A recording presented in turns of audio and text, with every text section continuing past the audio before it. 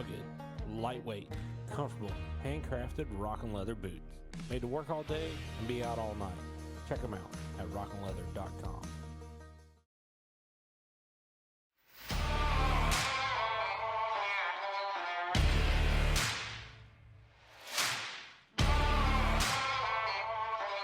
Winter Productions, a content creation company that is here to tell your story.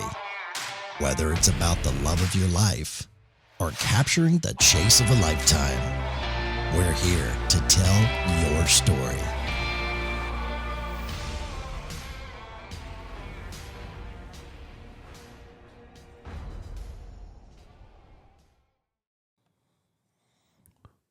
Welcome back to another, oh man, I'm struggling to get this going. Welcome back to another episode of Life Between the Volleys. Tonight we're going to have a podcast with Austin Koile. And I'm here to kind of talk to you real quick about some of our sponsors. We got Rockin' Leather Boots, Winter Productions, 30 Duck Coffee, and ReKoile Outdoors. Three companies that I fully believe in, and then my own company. So I'm a little bit of a cheater on that part. But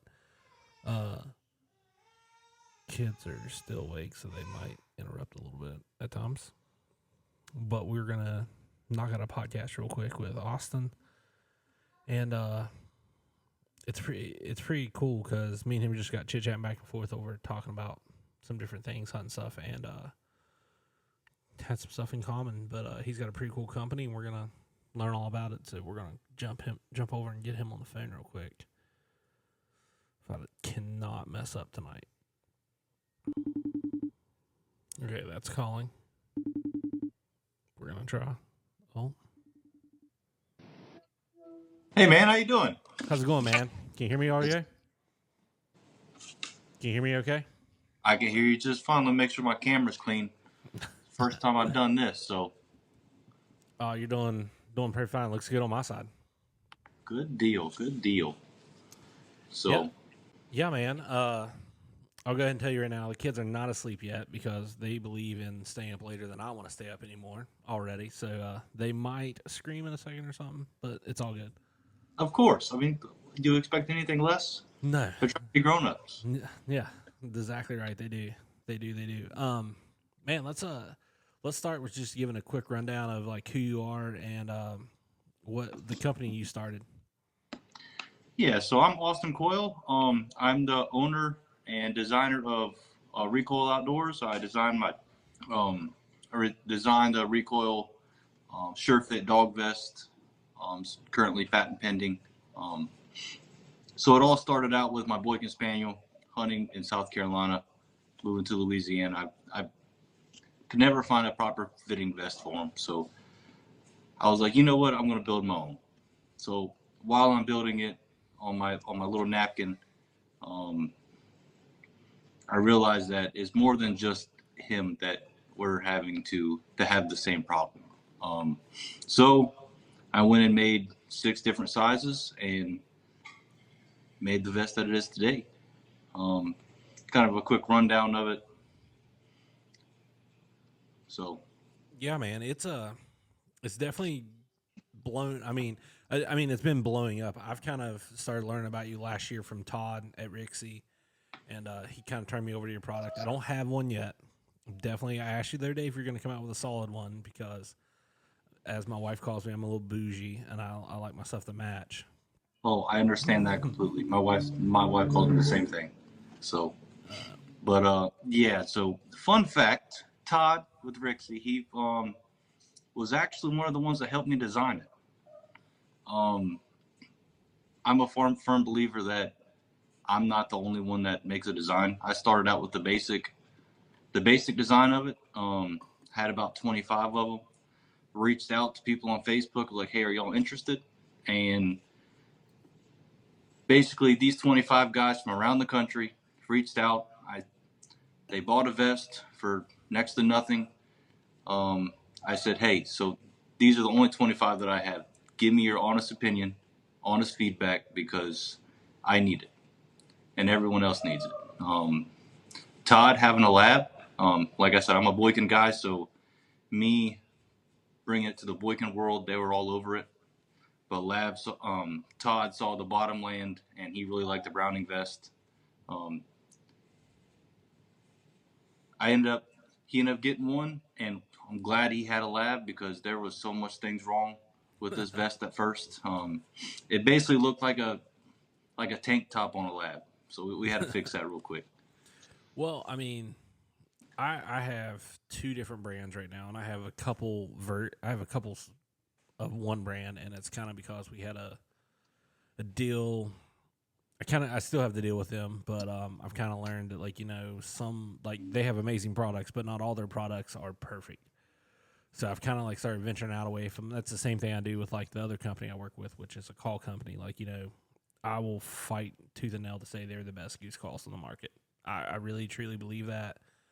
Their duck calls, it's hard for me to fight that just because I've gotten introduced to so many guys in the duck hunting industry that it is insane when it comes to those duck calls. And I mean, it's not that I haven't met goose guys. It's just that, man, the duck calls are just, it's hard to say whose is better than whose, but I mean, you definitely tell there's that upper layer of guys out there in the industry. And it's the same thing with, like, I think you get some companies get kind of, one of the vest I have is a banded vest, and I bought it on sale for like $5. And like, they're kind of like some of the companies that like saturate the market because they just make one of everything because they can and their name's on it and they'll sell.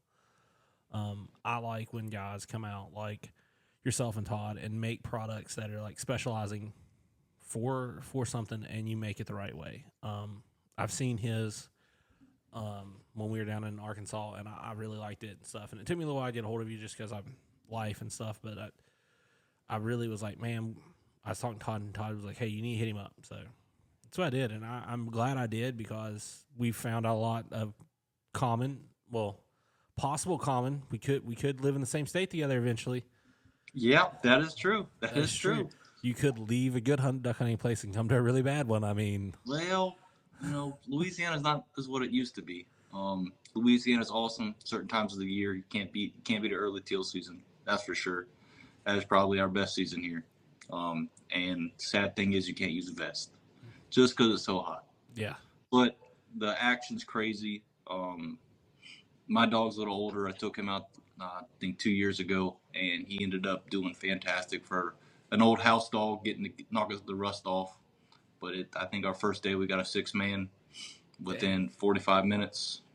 Yeah. The next, another 6-man. I think the only day we had was 2 shy of a 6-man. That's probably our best season for sure. Okay, we'll start where you started duck hunting at, because we got to get to know the guy behind the vest. Like, so where did you grow up at? Man, I grew up in Charleston, South Carolina. We are not known for our duck hunting. We have a big population of wood ducks. When I first started, it took me 3 years to kill my first duck. I hunted hard and just fell in love with it. At a good group that I went with, we always had a good time. I still hunt with them every day. At least once a year, we can go out and kill 2 birds or a limit. We had the best time of our life. But started out in South Carolina. Ended up getting a Boykin spaniel. Was a lab guy my whole life, and then I ended up getting a Boykin spaniel, and the best decision I've had.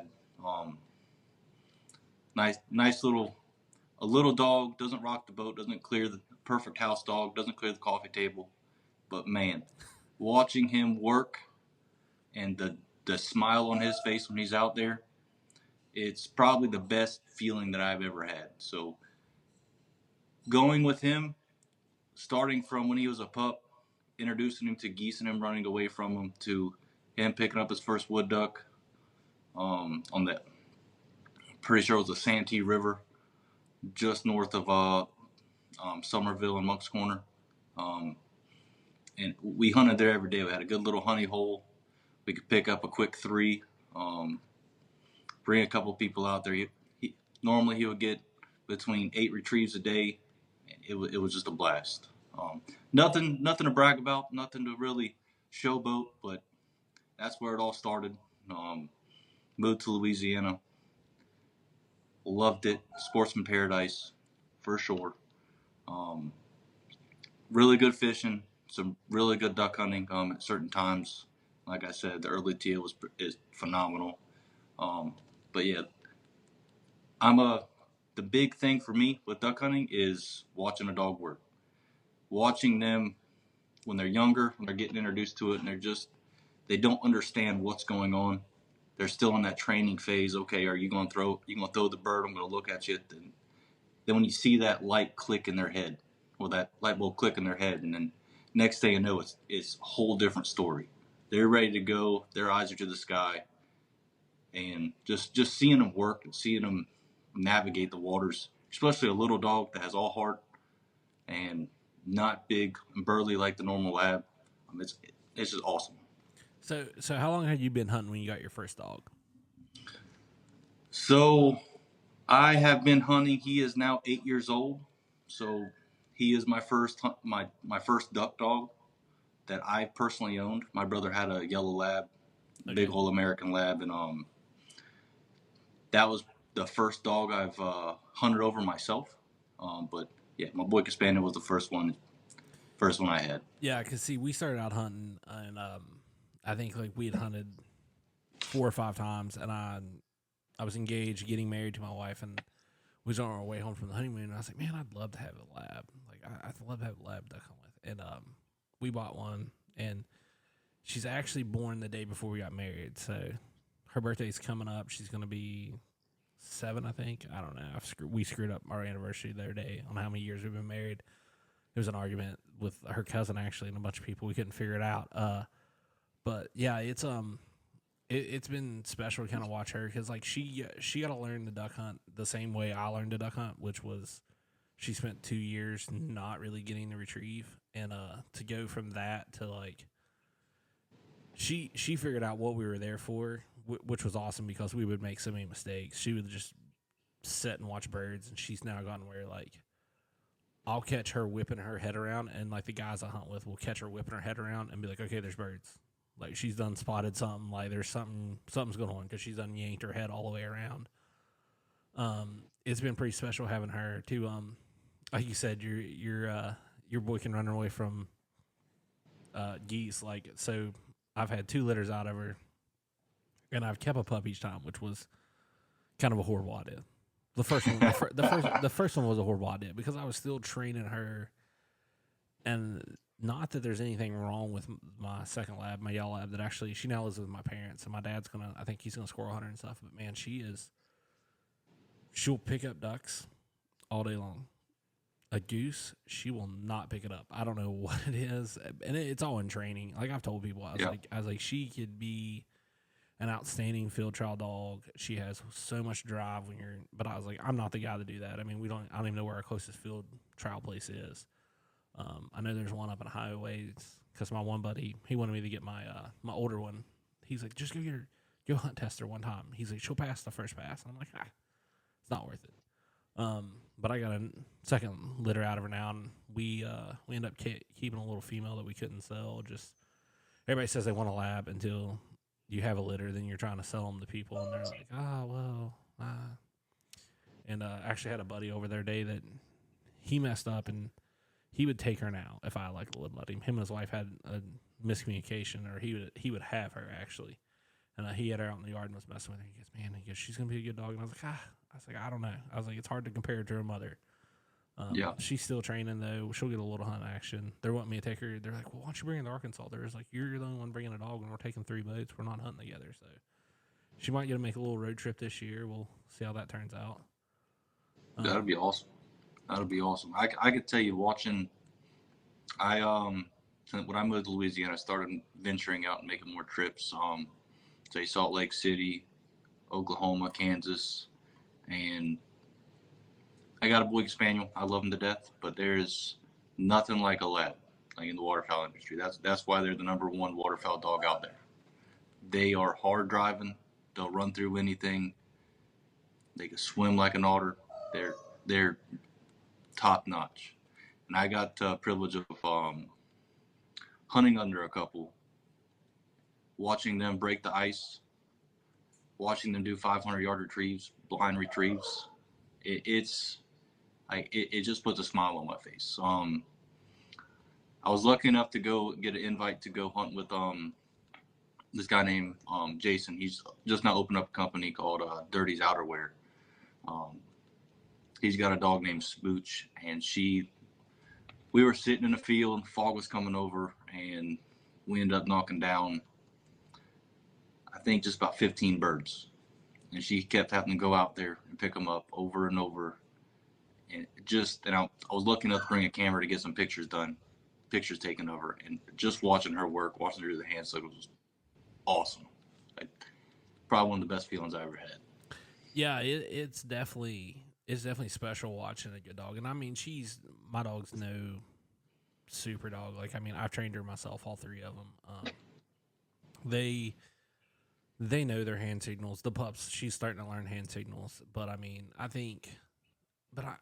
say that, but then I've seen her chase Canadians across the field and over a bank into a river, and I'm like, crap. I'm like telling guys, I'm like, hey, you need to catch up because that goose makes it to water. Like, this is gonna get this is bad. Like, that's a big river.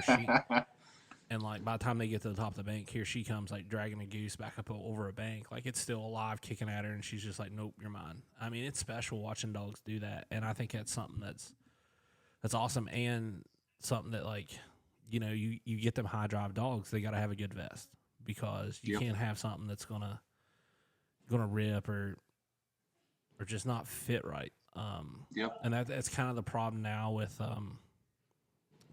why I need to get a new vest, is the way the one fits my older female. She's a lab, so you know, you got the bulky ones, you got the skinny labs. They're like all different shapes and sizes pretty much, and it kind of makes her duck walk a little bit when she puts one on. Yeah, just the oh, they're going. Oh yeah. Yeah, just like you said, like, they're all different sizes, right?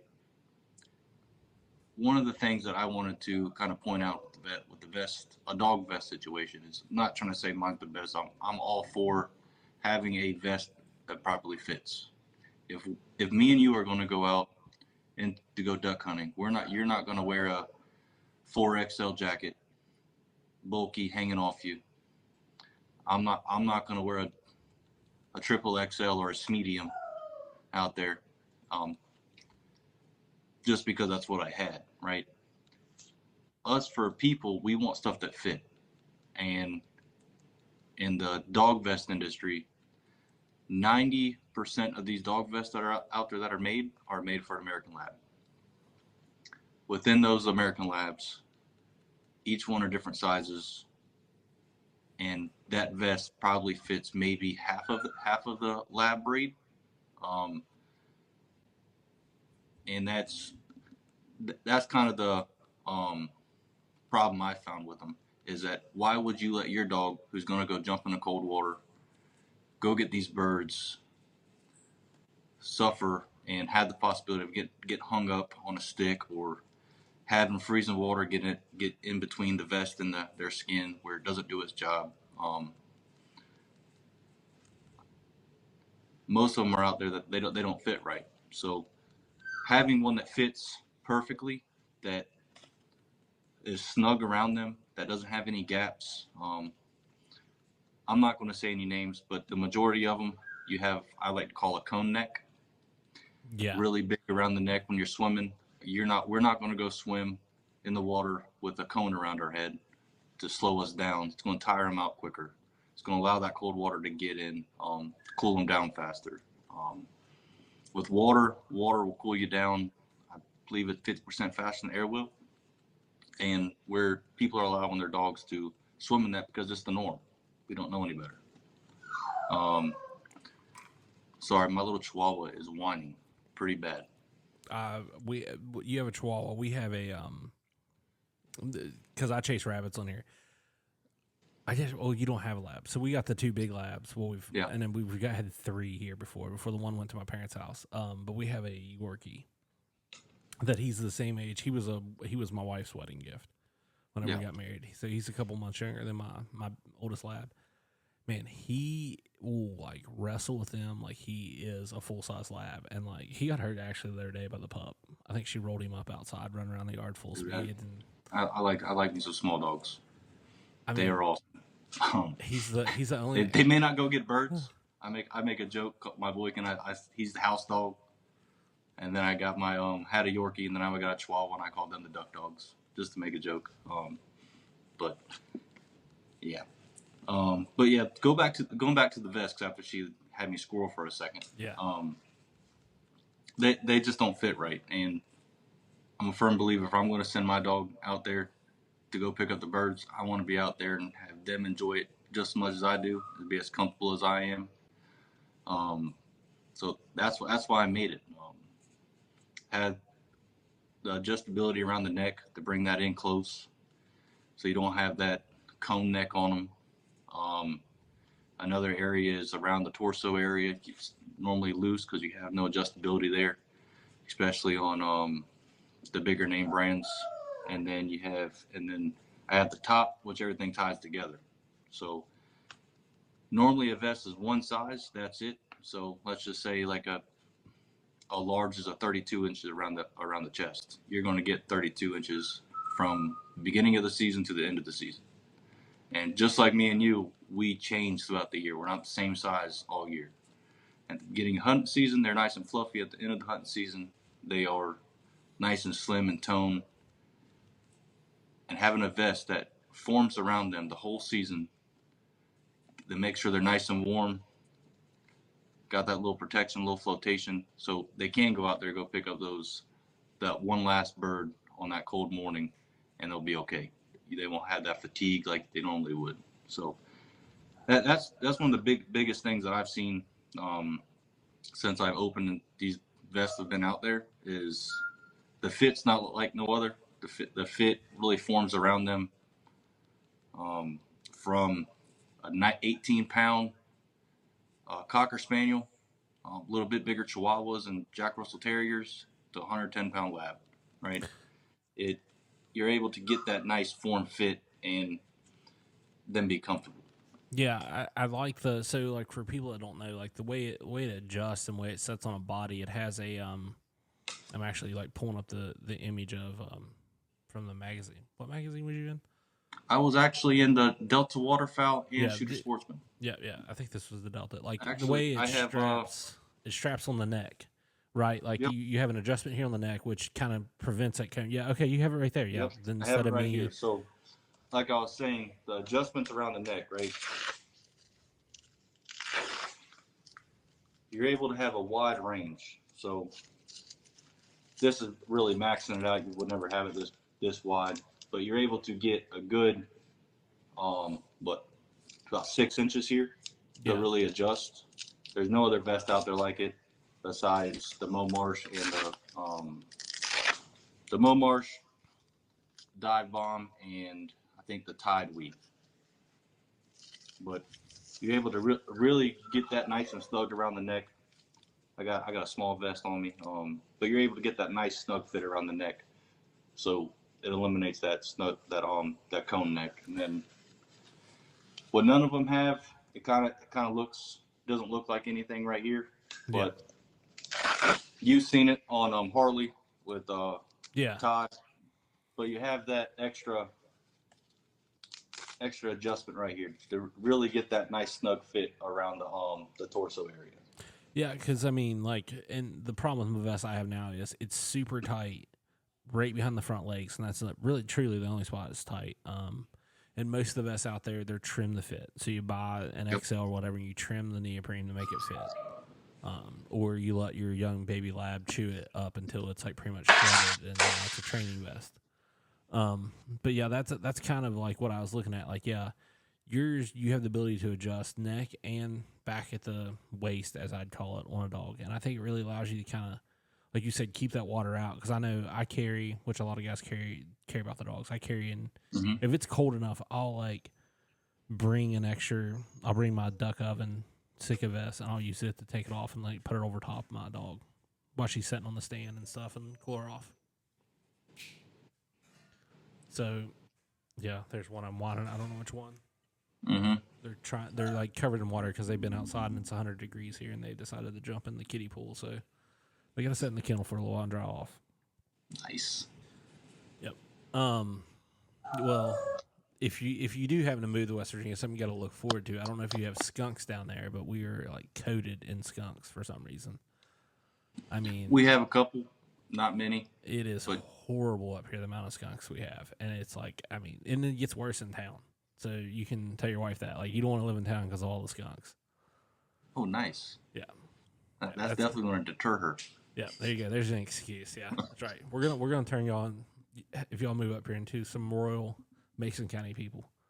Yeah, I've talked to a buddy down there that just moved there, and he absolutely loves it. He said he ended up getting 22 acres, about 15 minutes from Apple Grove, West Virginia, and he said he loves it. He said it's amazing. Yeah, yeah. I mean, I'm not excited. Louisiana guys are coming up here to hunt, but I'd be excited if you moved up here just because you get to meet up, hang out, and you probably love to train dogs. I have friends that own dogs. It's hard to get them sometimes to train dogs. Yeah. I mean, but yeah, I mean, it's definitely a different world up here. But if you'd move here, I don't know if you've ever got to shoot a black duck yet or not. You will definitely shoot a black duck living here. Nope. I have never shot one. You will make your friends jealous the amount of black ducks you will shoot. It gets kind of ridiculous at times. What's the limit on those? 1? 2. I think we get 2. You get 2 a day. 2? Don't hold me to that. Like, I probably just messed that up because you got really excited. I feel like maybe I messed that up. We went to Corpus Christi last year. I don't know if you ever went out to Corpus Christi and hunted the Texas coast. No, but my wife's cousin is about to move to Corpus Christi for military, so he's going to be on base there. Well, you will have the hookup down there. So, fun fact about Corpus Christi: 90% of the redhead population winters in Corpus Christi Bay. So it is loaded. I went there this year, and my buddies told me you can pick out your wall hanger redhead, and I was like, "There's no way." I went there. It was the first day. It was pretty slow. We got our limit pretty quick. All right, cool. We'll wait for like the pintail, the widgeon to come in. Next thing you know, you had these softball head redheads come in, one by one, and one after another, and your jaw just drops. You can't shoot no more. And they're coming, and you can pick out which ones you want, literally. We can't be that picky up here.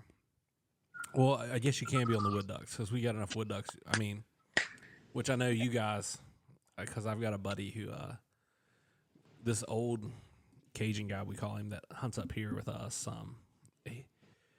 We call him Cam the Cajun. I don't know what part of Louisiana he has a house in, but I guess he's got a house and everything down there, but he lives up here, I think 97% of the time. And he's funny as all get out. But he was like, "Oh, you boys want to go shoot them wood ducks?" He goes, "Hell, I got to kick him out of the yard when I'm back home." I was like, "Dude, sign me up for that." Dude, another one that's bad is the whistling tree ducks. Okay, that's a big topic. I was going to ask you eventually, and we can go ahead and dive off into that. What are those things? Like, apparently they're like taking over the South pretty much. They're a species of duck, and they're loaded. And they don't decoy very well. They don't come to calls. They kind of do their own thing. But I'll be sitting at work, and I'll see it in the mornings. I'll see thousands just sit there fly around whistling. We'll go land. I'm driving around my plant where I work at. All the babies are sitting out there floating. They're just sitting right next to you. You can get a good 20 yards from them. They are thick down here. Yeah, I've never seen one, but like I guess it's like they're starting to act like they're as thick as hogs to an extent. Oh, they are. It's almost like they're locals. But once the first cold snap hits, they start leaving. They are the first ones to leave, and then next thing that comes is the teal. They do not deal with the cold very well. Okay. If you move up here, you might get a shoot a teal. You have to buy a high license actually to shoot a teal. It's hard to shoot a teal in West Virginia. Well, I mean, so you're used to probably a normal season. You move here, it's like our seasons, which they're trying to fix it. I don't know if they ever will. So we have 2 weeks in October. October 1st, October 14th. No matter when the 1st comes in or when the 14th is, they go 1st to 14th, which is stupid. And there's a big group of guys that, I mean, they will murder the wood ducks those days. But I'm like, guys, like you're shooting, and they're shooting a lot of shells. Like, I mean, it's like you go to WMAs, you're like, maybe you should be limited to 15 shells, kind of Arkansas. Like, you feel like they need to put them on that kind of restriction. Yeah. I mean, it's like First Light, it's like you're wondering what all is actually getting shot. It's so bad at times. But yeah, so they have that, and then we're out till November, and we have like 6 or 7 days in November, and then we're out again till like December 23rd. So it's like annoying as all crap. That sounds like it. So like what I've started doing is, I did it last year and it worked out great. Which if you move up here, I'd more than welcome invite you. We go to we're starting to. I'm all about making trips.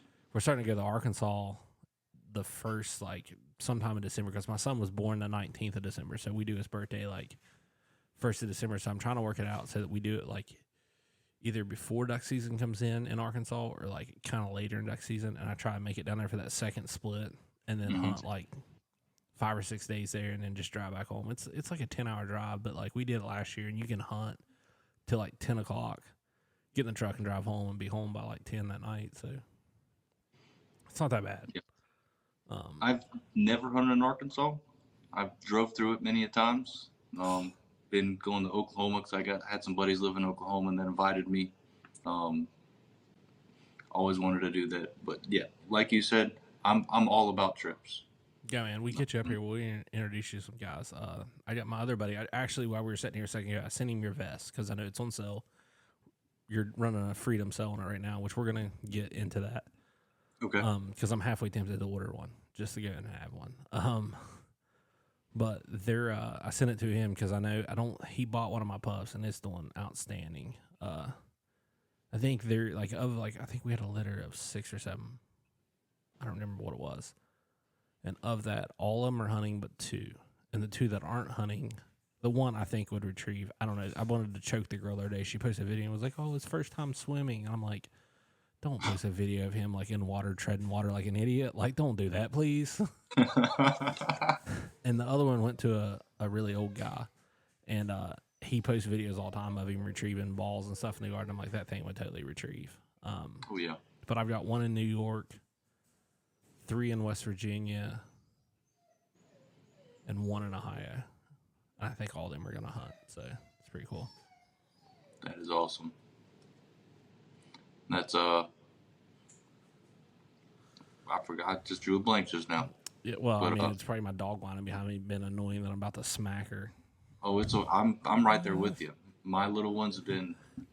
She doesn't like to walk across hardwood floors, and okay. She sit on the mat and whine until I get up and walk her over to the carpet so she can get on the couch. Okay, so give me 1 second. I'm gonna get her. Okay. Oh, I got a funny one for you when you get back. All right. That'll make us lab guys look bad.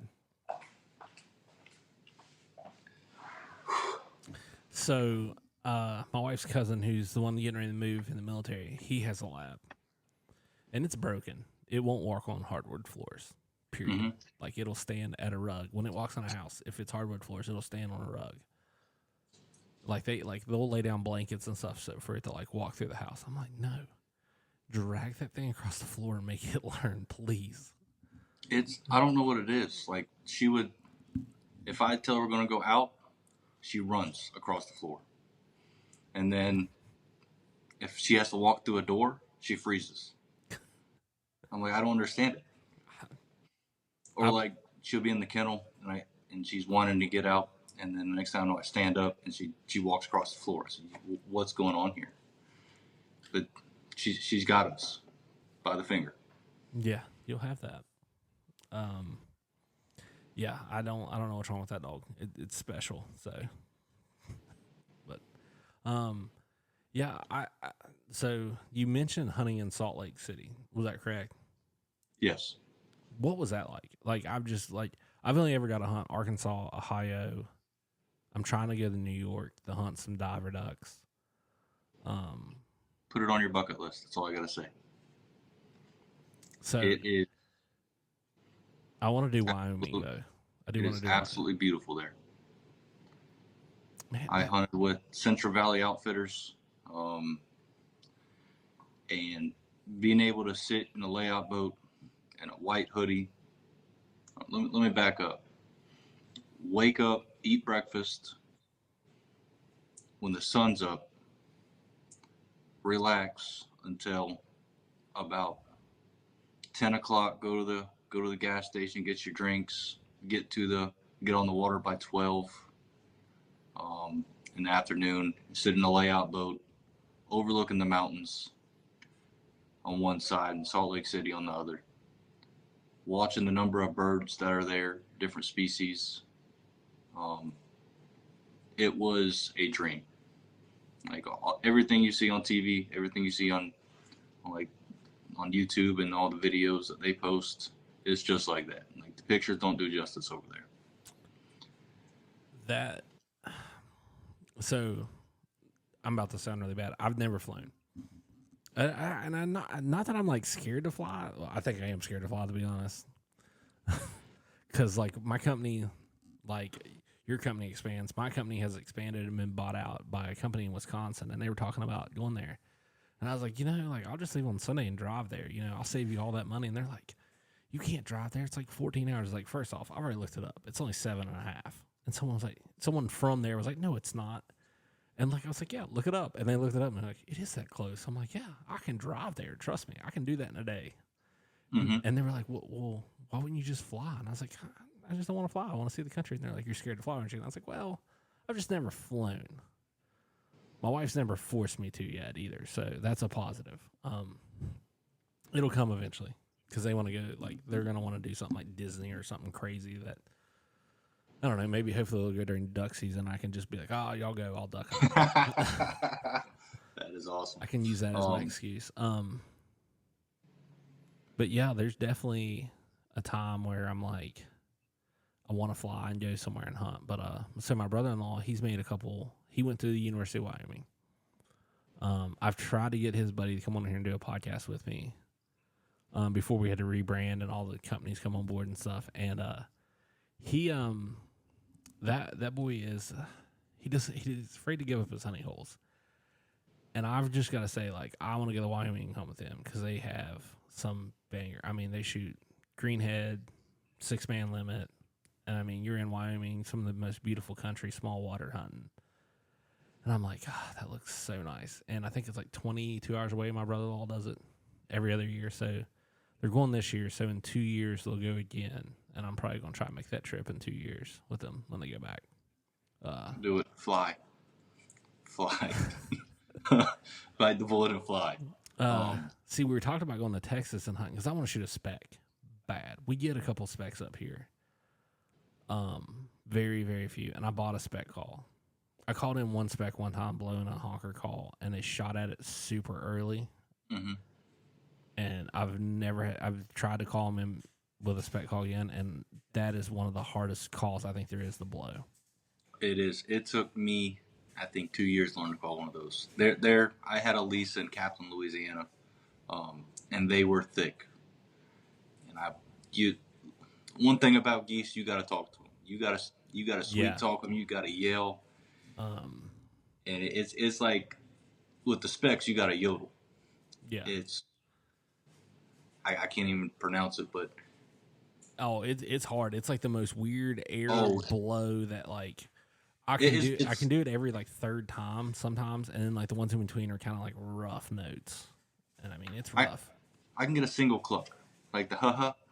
Yeah, that's about all. Like I get that, and then I mess up the next That's all one. I can get, and then I have to get on my Canada call and do my grunting. But they are one of the hardest birds to decoy. I have a video that I can send you, but it is. We had these specks on a string. They were coming from like 500 yards out, and we hit the call, and they came straight to us. They sat and they circled us for about 5-10 minutes and gone. Like you're like, oh, they're coming in. They are committed. And then about you think on that last pass they're dropping, they leave. But man, it's an adrenaline rush. First time I think the first time I shot one by myself that I called, I was actually on the phone with my dad, and I'm talking to him, and I'm like, I'm gonna get this bird, I'm gonna get it, ha ha ha ha ha ha, and I'm trying to talk to it, I'm talking trash to him, and the next thing you know, the birds come in, and I knock one down, and my little old Boykin spaniel goes picks up the bird, and about as big as he is, and I'm all excited, but they are a tough bird to call, and a decoy. Yeah, so the first bird I ever shot, like Brandy was hunting some, but she wasn't hunting like that much. And the first mallard I actually ever shot, or it might have been the second one I ever shot, but it was the first hunt that I ever like shot mallards on. It was like the second to last day of like our second season. And like I'd shot some wood ducks, and it was like the most miserable. Like I'm gonna figure this out. And a bunch of guys were there, and we'd shot one, and they left. And me and my one buddy stayed there. And we ended up finishing with like our 4 each. And the second one I shot, it was either the second or first one I shot was banded. And I was like, this will never get better than this. I was like, this is... Man, that is awesome. You're never going to forget that in your life. No. And I mean, I think since then we've shot one or two more duck bands. The Canadian bands, we did a hunt over in a neighboring county. And it was unreal. I think we ended the day with 35 Canadians, and I mean, it was early season, and they were just stupid. I think we had like 10 bands when we were done, and the coolest one was, it was a solo. It landed. The boy shot it, so we're like, okay, it's your band, 100%. My dog brings it back. It's 100% his band. And he's like looking at it on the goose, and like he touches it with his thumb, and it was so weak, his thumb opened the band. And he goes to put it back on the goose, and I'm like, no, dude, do not put that back on there. Like I was like, put that in your pocket. Like it's gonna fall off. Like us carrying that thing around here, like we're gonna knock it off. I mean, it got to the point where we were taking bands off, and then when we were cleaning birds, we were finding more bands. And somehow there was 8 of us on the trip, and I didn't end up with a band. I was like, how did I not get a band? I did like 90. Like it was me and one other boy doing all the calling. We were the only 2 calling. Everyone else was just there. Like I'd shot my 5. And I was like, okay, I'm done. Like, at one point in time, I looked at the boy beside me and I was like, hey, dude, I'm blowing my guts out. Like, when we get done shooting at a group, can you load my gun also? Like, I mean, let's be reasonable here. And he was like, oh, well, I'm like, yeah, load my damn gun. Like, dude, like, I'm like, you're not blown on a call. Like, because, I mean, it was the early season. You could shoot into them, and as they're swinging away, just get back on them, and they'd swing right back to you, and you just lay back into them again. Well, that's like our teal here. I want to shoot identical to our teal. Dumb. Yeah, I want to shoot a teal so bad. Give me 1 second. I'm kicking these dogs out of this kennel because I'm getting you're tired good. of that. You're good.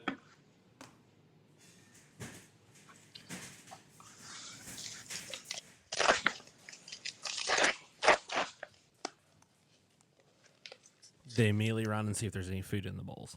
God, fatties. That's what you get when you have labs. Big fatties. Oh, look, I got the Chihuahuas too. The Yorkie acts like he's fat. He tries to eat a bunch. He just doesn't. Man. Yeah, but I think teal right now is like my bucket bird to shoot. I messed up on a widgeon one time and didn't shoot it because I didn't know what it was. And we don't get very many widgeons. I guess I knew what it was. I just thought like it was like early in my hunting career, and I thought we got a bunch of them here. And it was like late January, plumed out. He looked beautiful. And I was with my brother-in-law, and I was like, he lands in the spread, and a bunch of mallards raft up, and I can shoot the mallards. But it's kind of to the point where if I shoot the mallards, I'm probably hitting 4 to 10 because they're just so packed. And I'm like, I probably shouldn't do that. And I was like, can you shoot the mallards? He's like, no, I can't. There's a limb in the way. Because I'm like, at his angle, he's sitting a little bit from me. I'm like, his angle, like, he'll clip the corner, and it'll maybe only hit like 5, and then we can just clean them up, and then, like, I'll shoot the widgeon. Yep. And the only reason I knew what the widgeon was because he was living in Wyoming, and he would always do that stupid widgeon call on the whistle. And it lands center of the decoys and does it. And I just whip my head around, look at him, and I was like, hey, that's a widgeon. And he's like, yeah.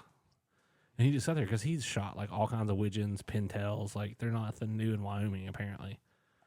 And, I'm a candy store when it comes to a widgeon. Oh, there's a story of a boy that lives up here. And I don't care. I'll burn him. Justin, you know who this is. And I mean, the group of guys will burn him. It was like, I guess like 8, 9 guys hunting. and they got a wad coming in. And if he tells the story, it'll be a little different than how everyone else tells it. You got to believe everyone else's version. And I mean, it's a balled up group of mallards, and they're just starting to dump. Snowfield. I mean, it's about to be 30 mallards in their face, a big wad of them. And you've shot ducks in the field. Like, ducks in the field are kind of special. And they're just balling up to do it. And I guess like 80-ish yards away, he spots a widgeon. And he one pops at it and flushes everything out of the decoys and doesn't even hit it. And I think they were like 3 people ready to kill him in that group. They were like, what the is that? I was like, I mean, they tell the story. It's great. I love hearing the story. Because it was the same year that I had that widgeon land. So I would almost bet money it was the same widgeon. So I'm like, you're lucky I didn't shoot that widgeon, or that would have never happened. I could have saved you all that trouble. Because it was like a day later in that area that widgeon was with those mallards. I'm like, oh, it was probably the same one. You almost know it was. Oh, love a good widgeon story. Love them. That is like, it eludes me every year. I let everybody know that. I'm like, hey, if we have a widgeon come in, could y'all please let me help? Please let me shoot it. It's the only bird that's my bucket list bird right now. It might be that or a pintail. I made a dumb decision one morning. We was hunting with some boys, and they go, hey, if a pintail comes in, they're like, he's never shot one. Can he have it? And I'm like, yeah, sure. I don't care.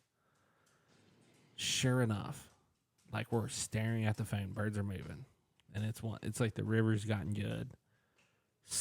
One lands in decoys, and I just looked down and went, holy shit. And you can just see the outline of it. It's dead square, a Drake pintail, and I'm just sitting there staring at it. And I look over at the boy, and I look at my phone. I was like, you got 30 seconds. And I was like, are you going to water swat him? He goes, yes. And I go, okay, whatever you want to do to him, buddy. It's all yours. I'm all water swatting him. Oh, that means you finished them correctly. And to make it worse on that hunt, we did shoot a widgeon. We shot a widgeon hen. I shot a Drake mallard, and I was not about to shoot the hen because I'm like, okay, I gave like one guy crap for shooting a teal hen. I was like, I'm not rolling the dice on me getting crap for shooting the hen mallard. The bird's a bird. 2024, let's go. I agree. Okay, so I agree. Funny story. So when we was in Arkansas hunting with Todd, I was so scared because like you go to Arkansas, what do you hear? Mallards. Todd's like, hey man, shoot. Like, don't be afraid to shoot the wood ducks. And the boy I took with me, because like it was like kind of last minute, and he had never duck hunted in his life.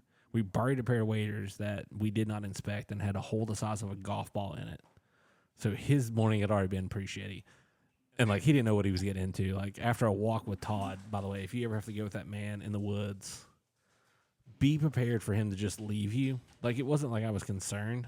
It was just like there was another headlamp that became in the picture, and he just left us. He was like, yeah, I'm making sure we're getting where we're going. And I like looked over at the guy he's with. I was like, so nice to meet you. I guess we've never spoken. I guess we're going to walk to this hole together. but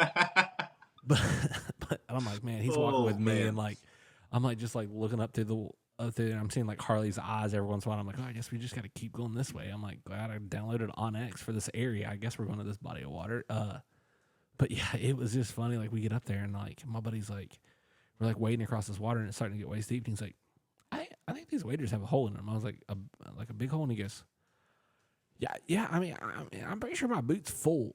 And like we get to the other side and he steps out and it's just like a mouse that shoot a golf. Because my brother-in-law just put him in the barn. There were his old neoprenes.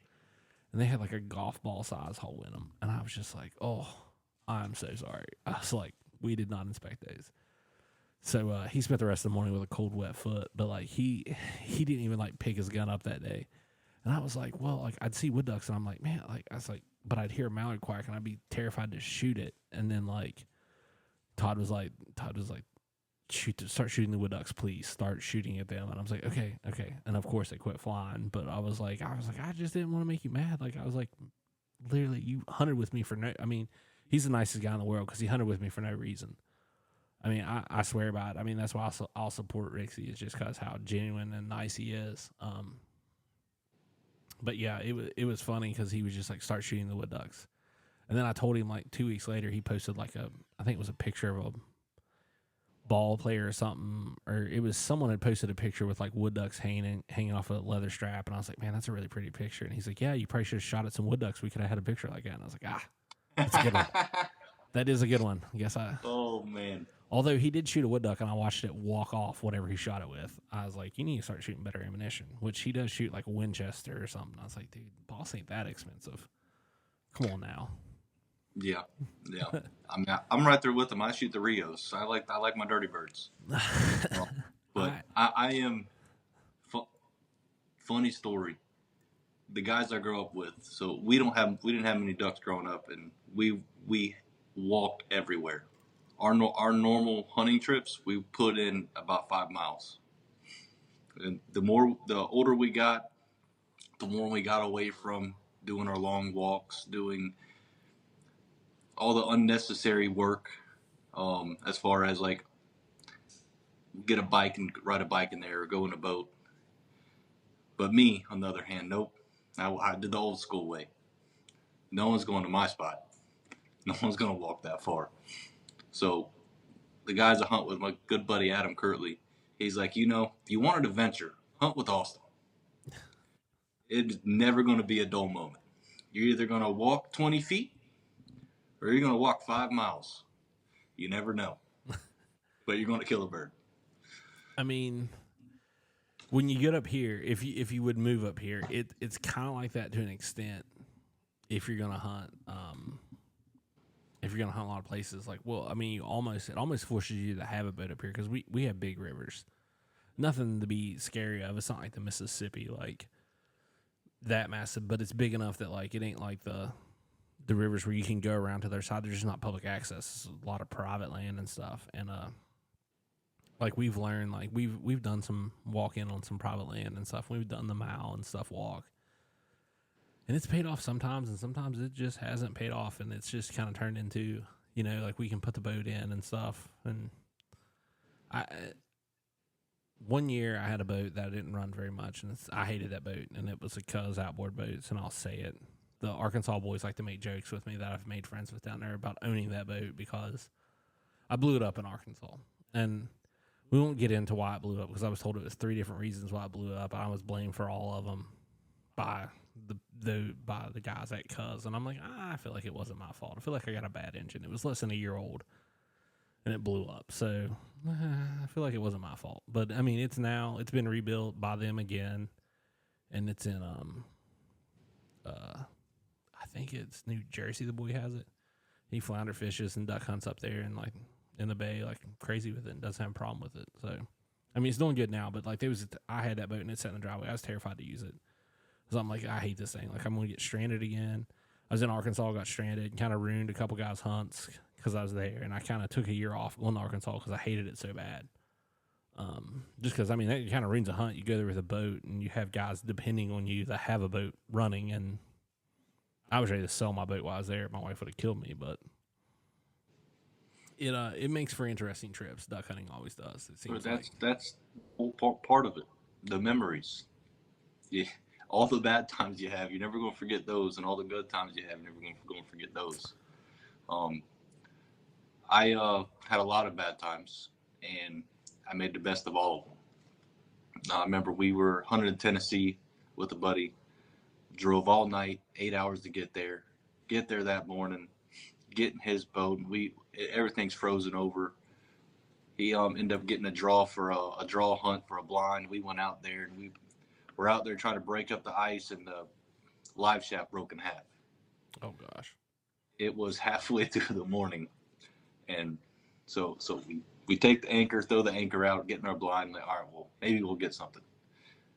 10 minutes after shooting light, we're like, yeah, no, it's still iced over pretty bad. So we took the anchor, and we used that to pick up all our decoys and go back to the landing. While we were doing this, we were already made it a quarter of a mile. We look up, and there is a blonde mallard flying around, about to light in somebody else's decoys. And we felt so bad. It felt so bad. But I mean, I'm like, this is just our luck. Yeah. The guys pulled over. It's like, everything okay? Like, we're trying to go back to the boat landing. Sorry, we messed up your blonde mallard. We lost them too. I mean, it's definitely duck hunting can make you. You can be it can be very adverse. It's definitely something that like I feel like it's gave me a lot of challenges at different times too. It's been crazy about the times it gives me challenges. Like everything can be going good and then something can go wrong. And I didn't handle it very good the first couple years. I handled it very poorly the first couple years because you want to succeed at this sport, and this sport is one that like it takes a while to like learn it. It ain't like deer hunting. Like you can't just go out and have success. Like it ain't. I think it's because you can shoot your limit every single day, so you're hunting so much more than what you are with anything else. Mm-hmm. It's not like you're hunting and you're like shoot 2 deer and you're done.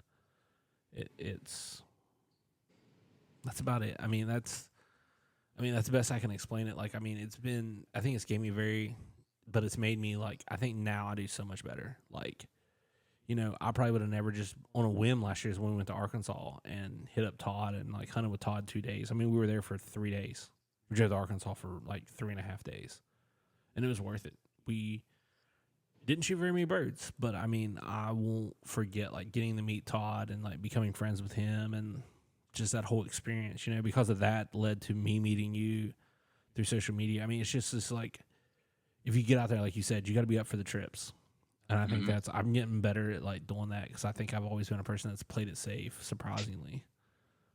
With, you know, like I was a college athlete, so you think, oh, those guys like play it on the risky side. Not really. I'm from a small town. Like it's not my thing. I mean, I grew up on a farm. Like we don't travel. We don't do anything. I mean, my vacations were like 3 times to the beach in my 18 years and 1 to Canada, which was a very interesting trip, by the way. Don't ever go fishing in Canada. It's not worth it. Yeah, it's pretty cold up there. Unless it's nope. I was thinking of Alaska. No, Halibut's on the list. Yeah, but yeah, it's all about the trips. Yeah, and going with some great people, like Todd, meeting people all over the country. It the friendships you make with this sport, the laughters, the memories. I mean, if you sit there and fall in freezing cold water, you're never going to forget that. Watching a friend fall, making a joke. It helped me a lot with going out and taking chances and meeting new people. And with the whole dog fest business that we started, it allowed me to go out there and now take pictures of all these dogs at work and meet more people, more guides, and just memories. Like you can't get those back if you stay in a town your whole life. Yeah. You can't see the mountains of Salt Lake City, see tundra swans fly over you that you can't shoot. Going to Oklahoma, hunting a field with 1,500 mallards over top of you that are lighting right on top of you. Getting a widgeon that comes in perfectly on a beam line, and you told your buddies that the bird is yours, and you get all excited, and you throw up, and your buddy shoots it, and you're like, "What in the world? Are you serious?" Avery, go pick it up. This is awesome. Yeah, I think that's one of the cool. I mean, that's the thing. Like, I think waterfowl. I mean, it's probably like I want to know like how big of a subset we are with everyone else. Like with all the other the hunting industry. Like it seems like we're so large, but we're actually so small. Mm-hmm. And I mean, it's like I think if and at times I'm selfish. They're like, oh, we need more guys doing it. I'm like, man, like I don't want them. Like, I mean, I've met some of the coolest people ever in the waterfowl industry. I've met like Ronnie Phillips with Heartland Waterfowl. I've met him and became friends with him. Like I have his phone number in my phone. I've met the guys that own Dirty Duck. They're in my phone. I mean, these are like cool guys that like I get a text with, and I'm like, man, this industry is just the craziest group of people ever because they're just normal guys that just go out and enjoy and love to have fun. And they cut up in the cold weather. They don't have to be still. Don't have to be quiet in the woods to wait for a deer to come by.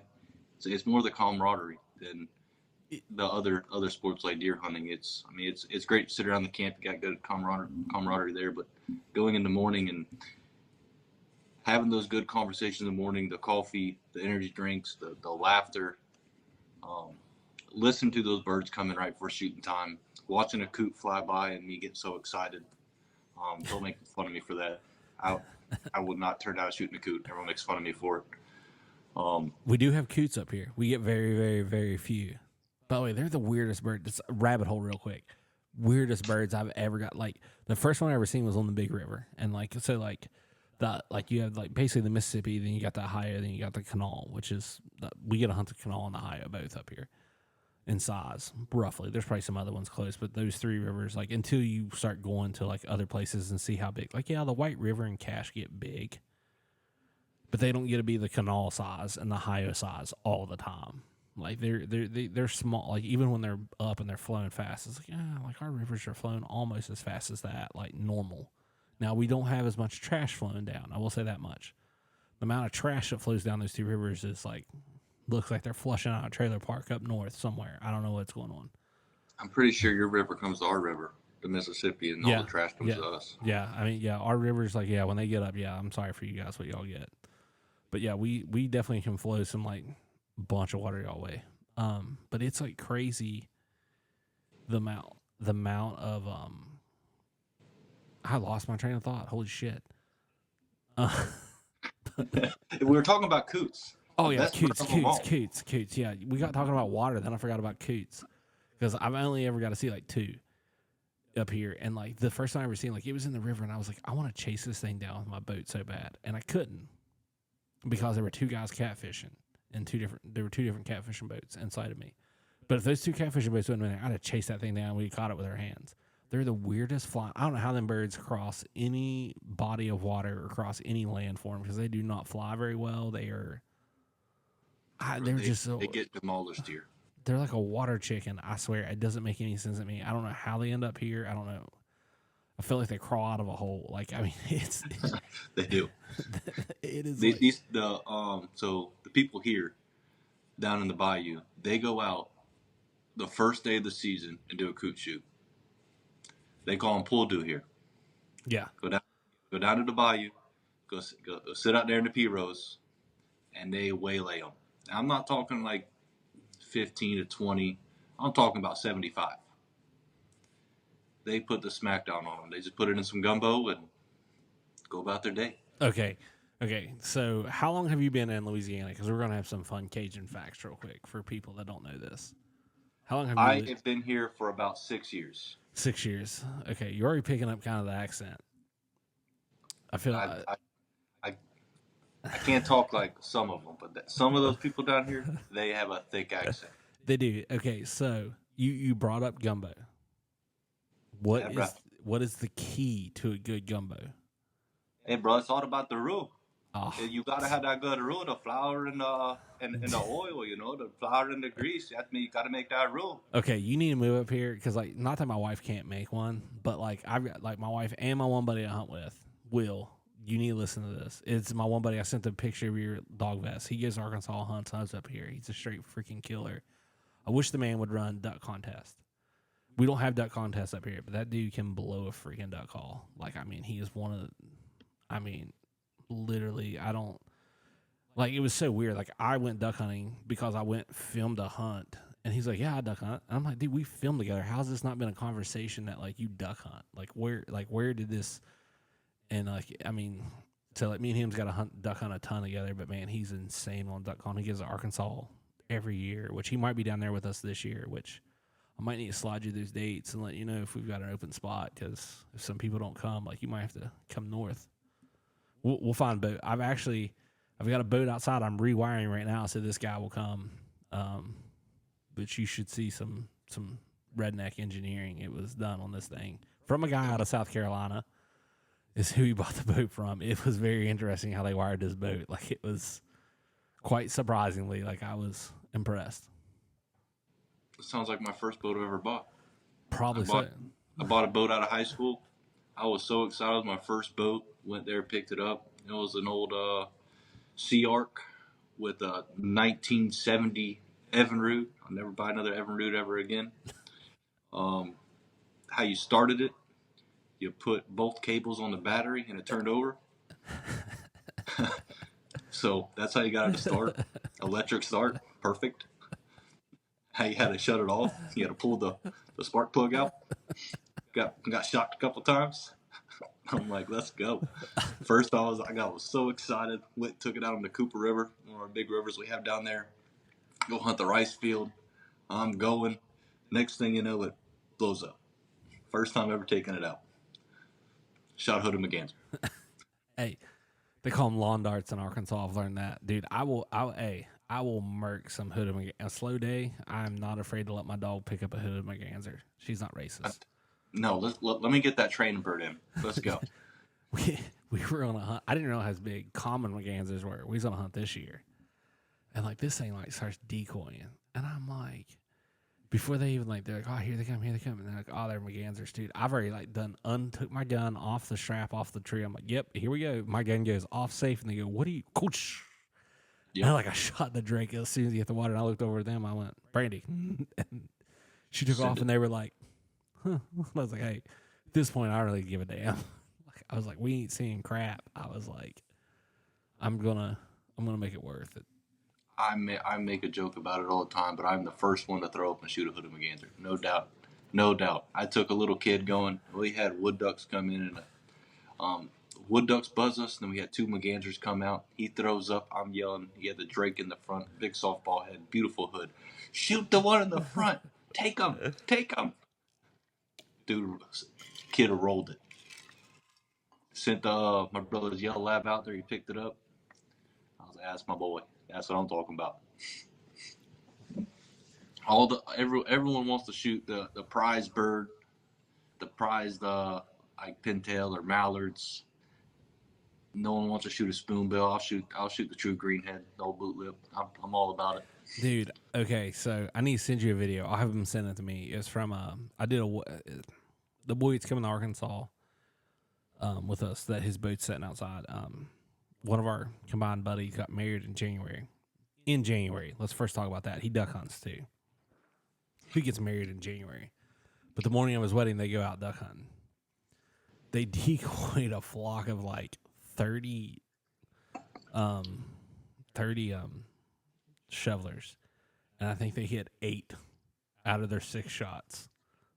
And I mean, he sent a video, and it's the funniest video ever. And like someone had shot a teal or something, and then on another hunt, and in the group chat, and I was like, we got 0. And he was like, in the group chat, he's like, I'll take your 1 teal and raise you 1 Drake spoonie, 2 Drake spoonies. And it just keeps going. I'm like, are you going to stop? Holy shit. And they were like, the one boy was like, dude, I wish we had your dog. It was such a shit show trying to pick them damn things up. And I was like, probably so. And he's like, dude, they were just swimming everywhere.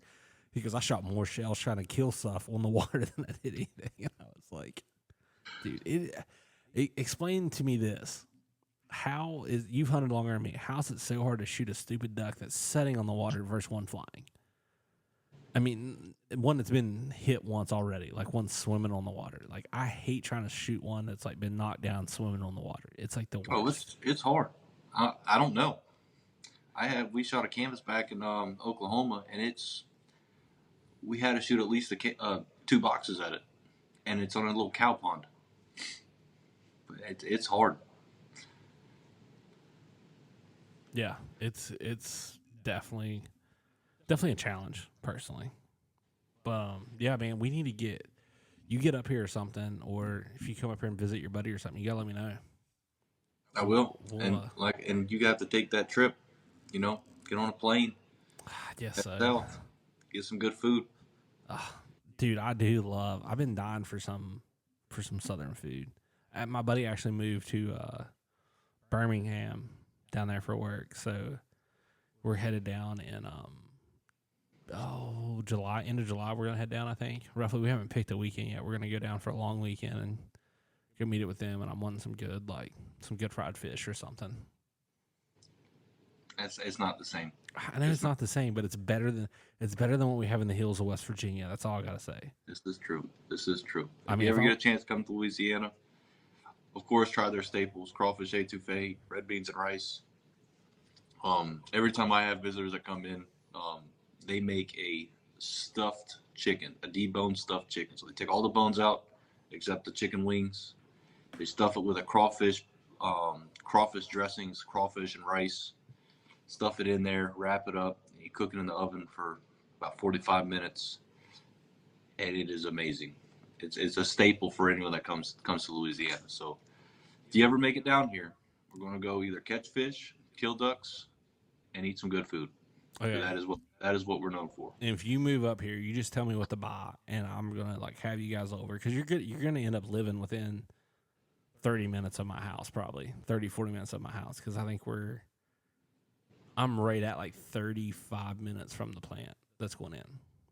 So the plant we're referring to, for anyone that doesn't know, is ReKoile. Like I've got friends that are like that are texting me right now. They're like, actually, I had a buddy just text me and say, "Dude, you need to apply for ReKoile." He's like, the next time these positions come open, go ahead and apply for them. I'm like, and I like I took a quick picture. And I was like, hey, I'm talking to one of your like coworkers, because technically you guys are coworkers. You're just working. We are. I got two buddies that transferred over there, and they speak very highly of the country, of how country it is, how peaceful it is, how small town living it is. Dude, it is. This is small town living. They absolutely love it. And this is like for my state. I mean, I have a very comfortable job.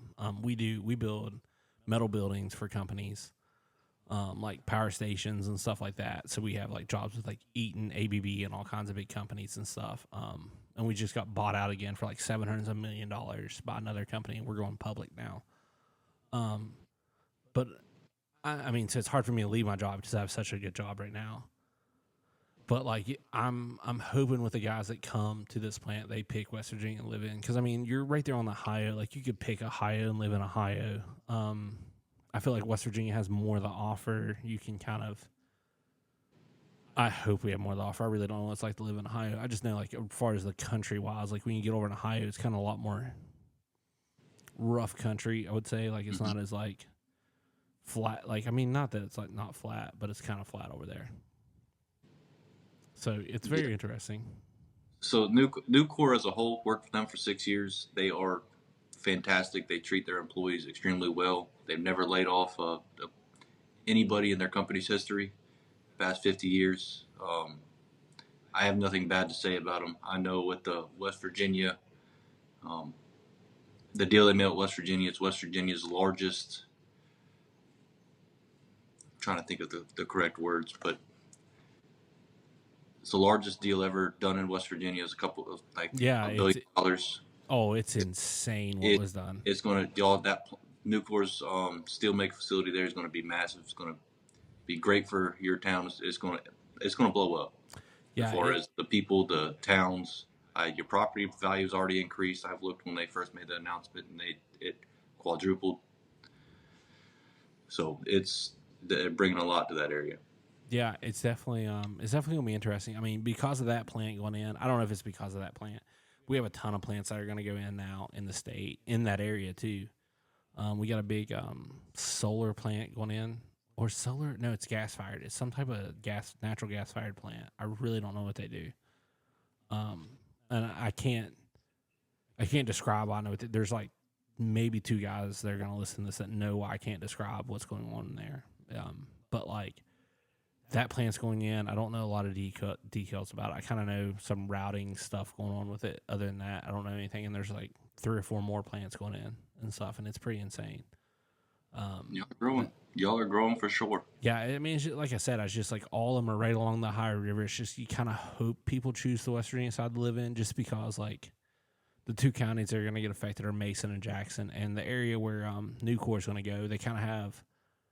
They have 2 okay sized elementary schools, but they kind of have like a very small high school that, I mean, it's newer. They definitely finally got a newer high school, but I'd really love to see them outgrow that thing real quick, and they just build a brand new like big school for those kids over there, and a bunch of people come in and just kind of get them, because we've done some stupid stuff in the athletics that I'd love to just see like a new school come on the market and just beat the living breaks out of some people in this country, in this state. I mean, it's kind of...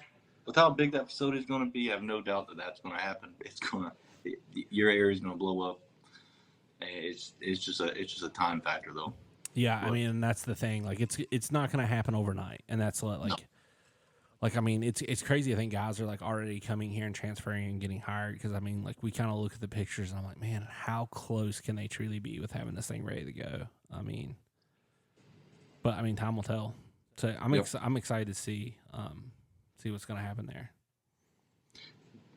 I'm going to hear all the stories. I'm going to go visit, meet you in person, so we're not just doing podcasts together. Dude, you come up. I'll have my wife cook, but you can correct her on her Cajun. What's wrong with it? Hey, listen, I don't cook Cajun very well. They blow me out the water. They make fun of me. Say I'm from South Carolina and don't know how to cook. So so like funny story real quick. So like I like my dad's side of the family, like they're actually from Biloxi.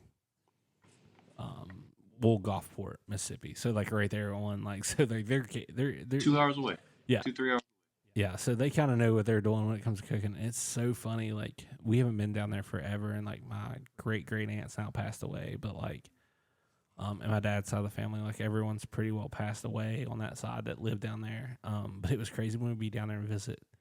They would talk about like my mom and my sister, which are great cooks, would ask about recipes, and like the way they would describe recipes would drive my mother up the wall because they're like, you just put this in there. How much? I don't know. Just do, yeah. Just because we feel like it's enough. And it's funny because the people I have that, my buddies that hunt that cook those type dishes, they cook them that way. And that's how you kind of learn to cook them. And it's kind of how I've learned to cook, being on like, kind of like when I was in high school and kind of cooking some of my meals for myself and stuff. When I first got engaged and got married and had my own house, like, I've learned to kind of cook that way too. And like, my wife's like, this is so good. What did you do? And I was like, I don't know. I just used some of this, some of that. Like, I don't know. It turned out fine, I guess. My wife's the same way. I'm the cook of the family. Whenever we go in the kitchen and she tries to help me, I'm like, get out. This is my area. No, get out of my kitchen. I'm not like that because my wife's a really good cook. It just kind of depends on what we're cooking, and then she's good at it. Well, my wife is very instruction orientated. So if you have instructions to make something, you have to follow it to the T. And I'm the exact opposite. I'm like, it's a little bit of this, a little bit of that. Looks like half a cup. Looks like a teaspoon. Just throw it in there. And so when I'm cooking in there, she's like, "Why is this boiling? It shouldn't be boiling." Like, I cooked this 2 nights ago, and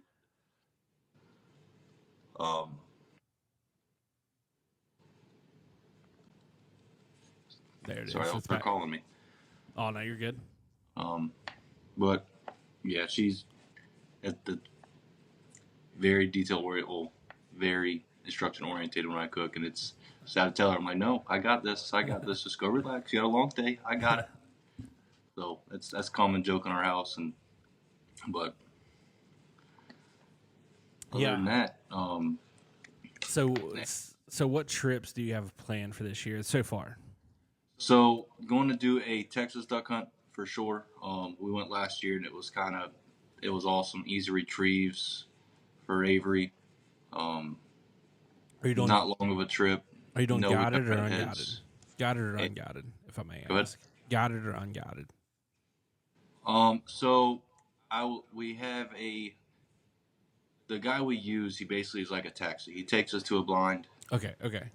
It's all set up. We just go out there. That's what we did last year because it would cost me about the same to bring my boat, which is a 20-foot express, to drive it all the way down there, use my boat, find the areas, throw out the decoys, or use this guy who just takes us out there, and you're guaranteed redheads, and then whatever else comes in. Like I'm not big on putting a smack down on birds all the time. I'm just there to have a good time, watch my dog work. It's more laid back for me now. So Texas is the one for sure it's going to happen. I may go to Oklahoma again. And of course, there's a place over there just north of New Orleans in the North Shore by Slidell and Covington. Have you ever heard of Bayou Mita in Arkansas? Yes, I have. So have you ever seen those videos of all the boats rushing to get to the spot? Yeah. Unfortunately, that's where my boat blew up. The one time I was in Arkansas was in Bayou Mita. Okay. So you got to experience. So I hate that place with a passion. In other words. So you got to experience the rush of everyone going around you to get to the spot. Well, I don't describe my trip in Arkansas because that's what I thought it was going to be, and we'll discuss my trip to Arkansas sometime not on the podcast. Okay. Um, So so it was kind of like I make fun of this spot because it's like Bayou Mita, but of kayaks. oh gosh, hey, So you have dude, I got a dude we can send down. Dude, he is a freaking hammer on the kayak. He lost his kayak last year in the High River, so we'll have to buy him a new one. Dude, he is I will put this guy. I've seen him, no lie, paddle 3 miles to pick up 3 geese on the wow. canal. I mean, this dude is a hammer, and he can shoot left-handed out of his kayak while he's paddling to go get it done. He is. I mean, I don't go paddle and pick up birds. We'll put it that way. Like, I mean, up until I got a boat, like it was like basically I didn't hunt the big river because I'm like, oh well, I guess I can't get the bird if I shoot it. Like, I don't play that game. And that's why we got dogs. You know, we sit back and have fun. Yeah, even if my dog wouldn't retrieve it, I was like, yeah, I'm just not a big river guy. I mean, now that I have my boat, like I'm just not gonna kayak in the big river. Me and kayaks, I'm a bigger guy, so me and kayaks aren't like the best friends. Like I like to sit on top. One, like in the summertime, I'm drinking beers that I can like slide off of, flip back up on. Like it's no big deal. I'm not a guy who likes one when I'm in waders and it's cold as shit outside. And if I slide off the top of this thing, I might die at the end of this result. Yep. So that's kind of me and my kayak experience. Like I don't do that. I got guys that'll do that. So like I said, I'm one of those guys that does a little extreme when it goes to go try to find a bird. But there's a place that's kind of like Bayou Mita with going out, but it's with kayaks. People line up first come first serve that gets there. You can't go in the water until a certain time, and then people are just rushing to get out there. Sketchy, but it was a good time. Shot I believe 8 gray ducks, which are gadwall here. So me and another guy, and then there was another spot behind us that we ended up going to after that, and ended up shooting. That they shot like one away from their limit, and it's loaded down over there. But it's just that's the only plans of trips I had to make this year. I kind of have to go and make a trip to bring my dog because I'm not going to take my dog and send him in a place that may have a gator. I know it may get cold enough for they're not active, but I'm not. He's my best friend. I don't want nothing to happen to him. So having some place that's safe where I can take him and we both can enjoy it together because that's what I enjoy the most, watching him work. So Texas is probably the big ticket item this year. Yeah. So yeah, I did not realize that like my wife was obsessed with gators till we got married and we went on our honeymoon in Hilton Head, and she'd want to go drive around like the golf course there on like the tip of the island or wherever it is and like look at all the gators and stuff. And I'm just like, I respect gators. We'll put it that way. Like I like to look at them, but I'm not gonna get out and walk over and check one out. Like I'm like, yeah, I'm good. I'm like I respect that thing can eat me.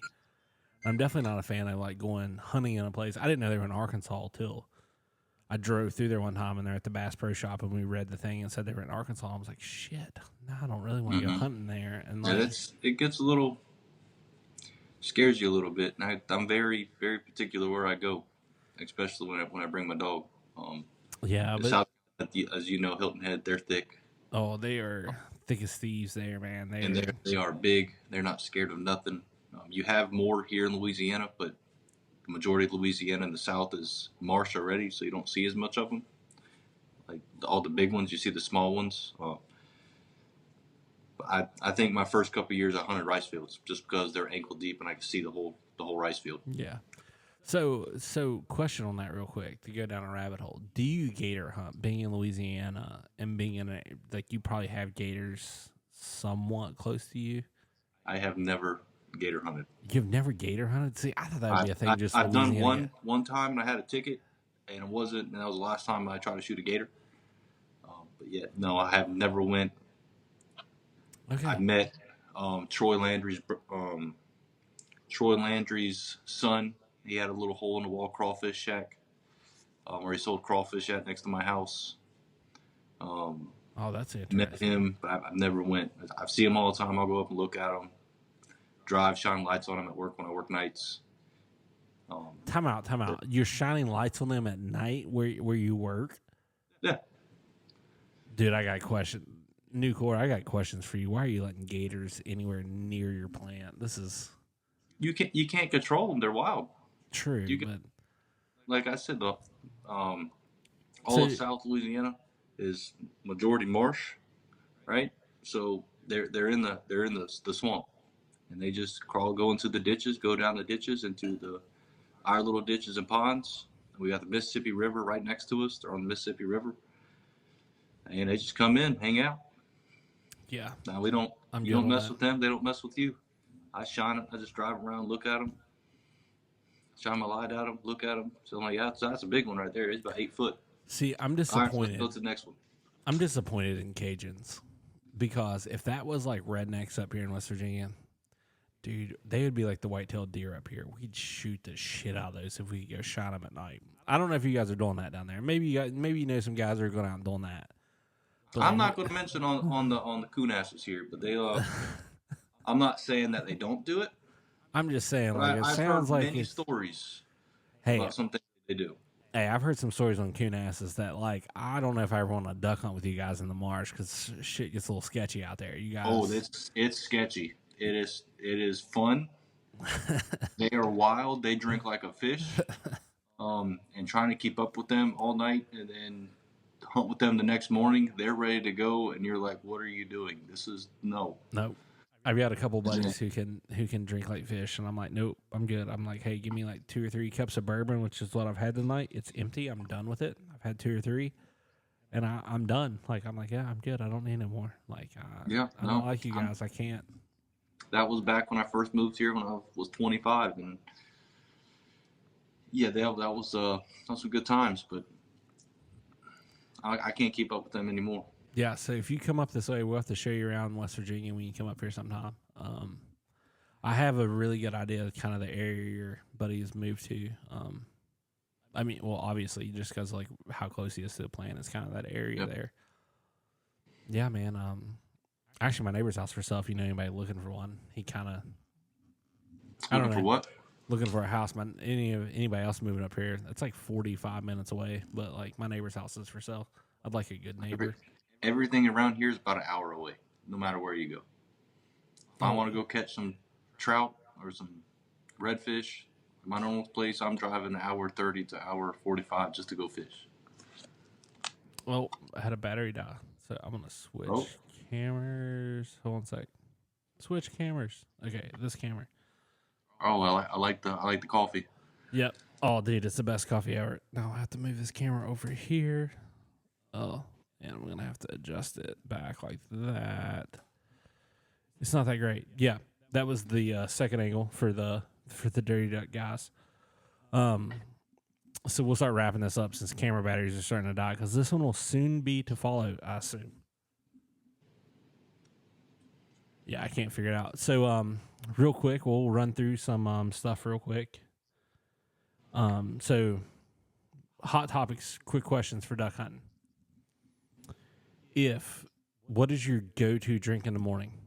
Coffee, pop, energy drink. Energy drink. Which one? Red Bull or Monster? Neither. I drink the Ghosts. The Ghost. What are those? It is a I guess they've been out for a couple of years. There's newer energy drink. They're big here. Have you ever heard of they started coming out with the Bang energy drinks? Yeah, so I know Bang. Yeah. So Bang went out of business. So they started making other ones, and then it was kind of like spin-offs. So that's what I normally drink. Oh, somehow just did. Okay, yeah. So okay. That's interesting. Snack? Are you a snack guy, or are you bringing breakfast in the morning duck hunting? I normally don't bring anything. I don't know why. I bring a honey bun for the dog. A honey bun for the dog. Okay. You're not allowed to sit beside my lab. I've already restricted a few people from sitting beside my lab because they give her honey buns and treats in the morning. It's only after the hunt, so we're good. Okay, only after hunt. Okay, it's a treat for after doing a good job. I will allow that. But my one buddy admitted the other day, he's like, "Yeah, dude, I've gave her beef sticks when we've been hunting before." I'm like, "Really? When?" He goes, "When you turn your head and not paying attention." I'm like, "Shit, no wonder she's like all affectionate to you right now." Uh-huh. So what about okay? See, I don't bring a breakfast either. I'm not a breakfast guy. Like if I was gonna do breakfast, I'd rather it be like a real breakfast. Like and I've had someone cook like something one time, once or twice. I've had my one buddy who moved to Alabama bring some stuff like biscuits or something we could put together. But I'm a monster guy or coffee. Of course, the Dirty Duck. If you haven't had it, you need to try it, man. It's good. It's good. Great I don't guys have to too. do that. You come up. Come over and visit. We'll make a pot of coffee. Sit around and bullshit. Okay, so after the hunt, are you going to go? Do you have a special place you'll go eat at, or are you just trying to get back home? Trying to get back home, just because it's every place that I went around here, it's a drive. If I'm not driving back, I'm staying somewhere. Then of course I'm going to go to the local place to go. Get some home cooked cooking, some good grits, hash brown, bacon, eggs. Okay, Now I'm all for that. Okay. That's kind of like my father-in-law. That's how he is. Like if he's going somewhere, he's all about like having like something local. Like he wants the local cuisine, something like that. Okay, I like it. Where has been a place you talked about your dream duck, which was your current one, which is the widgeon, which I get that fully %. My current one is a blue wing teal. Something you shake a stick at down there probably 100 times a year. What is your current like destination place to go hunt? Destination place That you haven't got to go to yet. That's on the list to go to. probably Alaska. Go shoot a king eider. Okay. That's one of the ones that's probably the top one. Actually, no, I would say someplace south to shoot a cinnamon teal. Ooh. The king eider's up there, but Ooh. my grandfather always wanted a cinnamon teal, and he was my biggest friend growing up. He never was able to shoot one, so that's the one bird is going to be my ultimate target from here on out. The widgeon's awesome, but if I have a cinnamon teal, I'll pick that every day. Okay, so I'll let something leak right here, and I don't really care. The person get mad. I just text something tonight. So if you're listening, you know who you are. Supposedly, rumor has it there was a couple cinnamon teals living in West Virginia this spring. I didn't ever make it down there to check an area that they were living in, but supposedly they seen them, and they were obviously not the blue wings that they were hanging with. So maybe we got one up here for you. I don't know.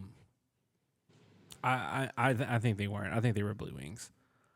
That they were just not collared up or something. But like I don't know. I never made it there to prove the person wrong that told me that. So I gotta kind of like take it at 50-50.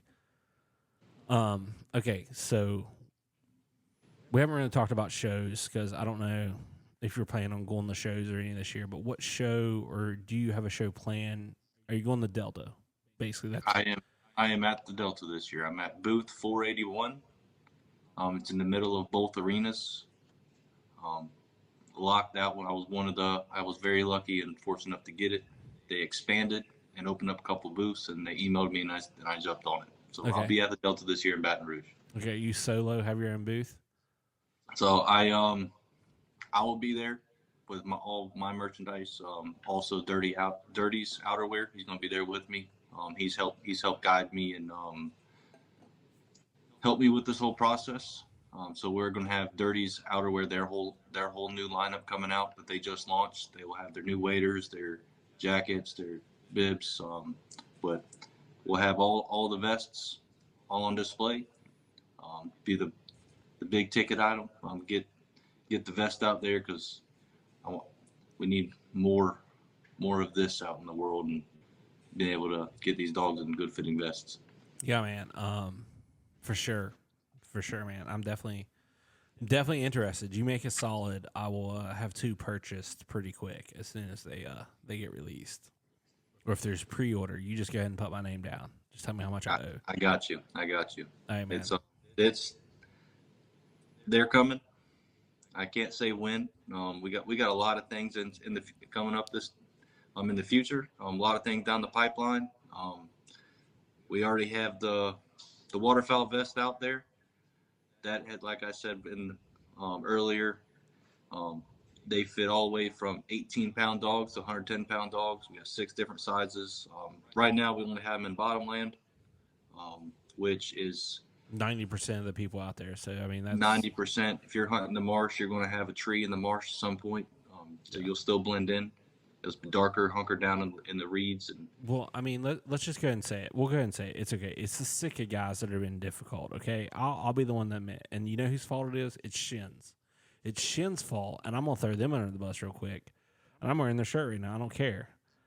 I own their waders now in solids because they took too long to start their company, and I started duck hunting before they existed. So it's their fault that I had already bought Sika stuff, and my OCD doesn't allow me to switch. But real quick, to go back to something you talked about you got to have a vest that fits right. The reason why I own a pair of Shin waders is because the Sika waders fit me like crap, and I've had so many leaking issues with them for 5 years now. I've dealt with them, and I'm just done with it. I've gotten 5 years out of them. I still have them. They're supposedly fixed again. I'll run them until they're like completely trashed at this point. But no, I now have a pair of Shins because they fit me the proper way, because they fit a 6'2" guy and not a 5'11" guy, which is what Stick is fixed. But like you said, like back to talking about your dog vest real quick, it has to fit the right way. And you having 6 sizes, because we skipped over this to start the podcast, and I want to hit this real quick. I don't think there's anyone out there that has 6 sizes in a dog vest. They have like 3. Yep. Probably medium. Probably not even. There's probably not a medium. There's probably large. There's either medium, large, extra large, or probably large, extra large, 2X. That's probably the 3 sizes that exist for most companies. That is the majority of them. The only other, so you have Avery and Banded. They have up to a 6XL, but you can't adjust it. It's one size. If you want an extra small, it's at 20 inches in the chest. You're not getting nothing more, nothing less. They have the most sizes. The next one I would say is Momarsh. They are extremely difficult to adjust. Once you get them adjusted, they're stiff. I don't know if you want to go swimming in cold water with a stiff vest where you can't move. That's me. I know some people swear by them. I'm not about them. And then the adjustability side of things, I got a one-piece vest, but you got to make it simple. If you have an excited dog in the morning trying to get a zipper on. Oh, it's the worst. It takes these 2 dogs, of us. These dogs are excited, ready to go. They're like little kids. You can't contain them, and they're gone. I was actually at a show in South Carolina at Boykin Spaniel Nationals, and I had some vests over there, and I was trying them on. I had people come in, bring their dogs to try them on, to show them like how a proper fit is. And I had a couple young dogs, super excited. Ran in the tournament, so they had a bunch of energy. I go and pull the vest out, but I got the top being Velcro right here, right? So whenever I put their legs in, snap that one piece, those dogs are going to take off. When you come back and grab them, you can finish it getting it just right. So that's another thing I wanted to touch on with that. But it's whenever we want to use stuff, whenever we buy stuff, we use it for functionality, good fit, and something that's easy. If you have something that's more difficult, you're 9 times out of 10 you're less likely to use it. Yeah. So the vest is super easy to put on, super easy to adjust. Once you adjust the neck and torso area, that's done, and you just take it on and off with the back strap and get that same fit beginning of the season to the end. So it's been a game changer. It's been all 5 stars with every customer. They all loved it. No complaints at all. So it's been this past year. It's been nothing but excellent news. And we got a lot of stuff in the future coming up to broaden this vest, make it more functional for the different types, like open water, upland, We got a lot of stuff in the future coming up. Dude, I'm excited to see it because I'm definitely ready for a change in vest. Like I told you, I'm waiting on the solids and I'm buying. Which if I wait that long, definitely if you come up here, get a hold of me before you drive up here or fly up here, whatever you do. You'll probably fly. It's probably a little bit of a drive up here. But yeah, definitely like get a hold of me. I might have you slip a vest in there, for me or my buddy, and kind of like if we can get together one night, kind of check it out and stuff. And if he doesn't buy it, I'll at least buy it for his dog, just because I have faith in it, kind of being a good product. Yep. I'm definitely excited to see it. Me and Todd's talked about your vest a bunch. Obviously it was in Delta, it was in Sportsman's. It's definitely a hot topic, and it's definitely a great product out there. And I'm excited to see it grow, man. We'll see where it happens. It's gonna be fun, and the stories that I hear, the pictures that I get, I try to keep track with everybody that's bought one or post them. I get excited when I see I get excited when I see how people's reactions to it, and it's not just a product to me. It's something that I want to see other dogs have, because it's meant for them. It's some people are just out here for money. I'm out here to make the dogs comfortable, make them have more fun with us, be able to stay longer out there, and make memories. Yeah. That's the big thing, and having something that allows them to do that, keeps them safe.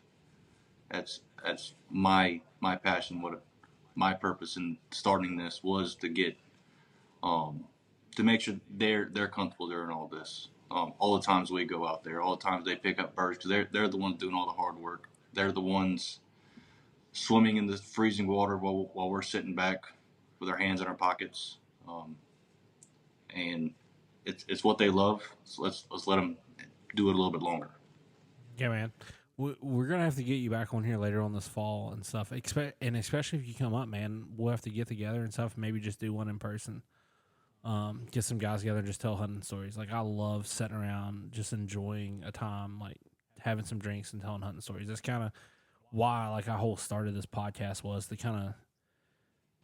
It wasn't to get to meet all these awesome guys I've gotten to meet with all these great products. It was more of, I wanted to like express the camaraderie side of it, which everyone talks about. That's why we waterfowl hunt. It's for the camaraderie. That's why we enjoy it. You're not sitting in a tree freezing your butt off all by yourself. You have 5 or 6 guys, 3 or 4 guys with you that you enjoy hunting with and spending time with. That's what it's all about. Yeah, man. Give everybody, like, right here before we hop off here, just, I don't have your socials on hand, and I don't want to butcher the name of your company. Where all can they find you and stuff? And you have a sale going on right now that we'll try to get this podcast out ASAP so they can hop on the sale, hopefully. Yep. So I got a July 4th sale going on right now. You got 15% off. Original price is $60 with $5 flat rate shipping. So get 50% off of that. What else would I got there? But my socials, you can find me on Instagram and Facebook. I have a TikTok. I don't post on it, but I have Facebook and Instagram. ReKoile Outdoors is the name. I know it's spelled kind of funny. Koile, kind of sounds like Koile, but it's ReKoile. It's you can find us there. Everything I post, 90% of it is my clients' dogs. I think I have a total of like 3 of Avery on there, but the rest are from all around the country. Real people, real dogs, and their real stories behind all of them. So if you do go check them out, you'll be able to see all these different breeds, all these different dogs having fun. Yeah, man. It's from Boykins to Labs. I want to say there's like a Labradoodle poodle thing on your Instagram. I don't know dog breeds very well. Yep. I hardly learned about Boykins until I kind of got into hunting a little more with dogs, and that's when I learned about Boykins. So there's all kinds of like fuzzy dogs out there, but like, yeah, there's tons of different, like you said, clients' dogs wearing the vest, man. It's pretty awesome to see. Thank you again for coming on here, chit-chatting with me for the night. I hope you enjoy the rest of your night. We'll get you out of here before it gets super late, so you enjoy the rest of your evening. Good deal. Thanks for having me. It's been fun. Yeah, man. Like, We'll definitely get together and talk a little more down the road. good deal. Let's do another one this fall. Yeah, man, for sure. And especially if you come up, man, give me a shout and we'll get together. Have some Definitely drinks do or that. something, get some food or something. Have some food. I'm going up there and bringing one regardless. Not many in West Virginia, but getting them for you to try on if you haven't bought one yet. Getting you to try one on. I know you've seen one on Harley, but yeah, definitely going to reach out for sure. Yeah, man. I mean, there's a ton of. I mean, that's one thing I will say, and that's why I kind of like talking to you and Todd so much. Is like I got a dog because there's so many like we don't have a big group of people that waterfowl hunt, but it's like every group that waterfowl hunts, they have 1 to 2 dogs with them. I mean, it's pretty cool. It's pretty cool that there are that many dogs, and it's crazy that we have that many dogs, and there's no dog training club or anything in the state. So, you know, maybe one day we'll have one. I've kind of kicked around the idea of owning one or starting a training center. So we'll see, a place where guys can come out and do some water drills and stuff. So we'll see. That'll be good. Yeah, man. Real good. You enjoy the rest of your night, man. Thank you again. All right, Nathan. Thank you. Same to you too. Later, man. All right, buddy. Later. Okay, let me. Oh, this is gonna like double up, and I can't find OBS. Oh, there we go. So we've had some issues. This is like all fuzzy as all get out. Because I couldn't see it, and I should have flipped over the screen real quick. I gotta start running the other the camera. I've got the new stuff to actually run the camera on external, and I'm gonna start doing that. Actually, that camera right there, so that camera never dies. The bourbon angle. We had a little bit of bourbon tonight, as always. We're drinking Bullet, of course. Dairy Duck coffee, we love it. It's what we wake up every morning with. And then again, KS Goose Calls, man. Knock 'em stiff. I love their goose calls. We're gonna have Chris on here soon. Talk some bourbon, talk some cooking, talk some goose calls, man.